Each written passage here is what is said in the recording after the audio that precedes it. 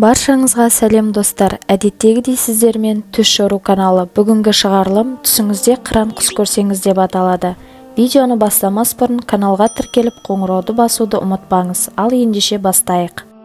Егер түсіңізде қыран құсты көрсеңіз, сіздің текті және жомарт адам екендігіңізді білдіреді. Оқып жүрген бала түсінде қыран құсты көрсе, оқуында озат болатындығын білдіреді. Түсіңізде қыран құсын аулап алсаңыз, ұлды болатындығыңызды білдіреді. Егер түсіңізде қыран құстың етін жеп жатсаңыз, мол ақша табатындығыңызды білдіреді. Егер түсіңізде қыран құсын қолыңызда ұстап тұрсаңыз, ел арасында беделге ие болатындығыңыздың белгісі.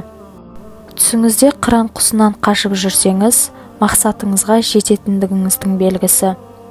Түсіңізде қыранның балапанын көрсеңіз, балаңыздың жақсы адам болатындығын білдіреді.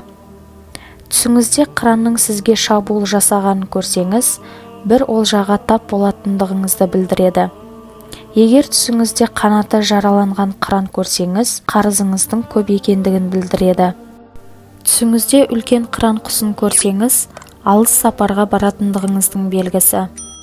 Достар, егер осы видеомыз ұнаған болса, лайк басып комментарий қалдыруға ұмытпаңыздар. Сау болыңыздар.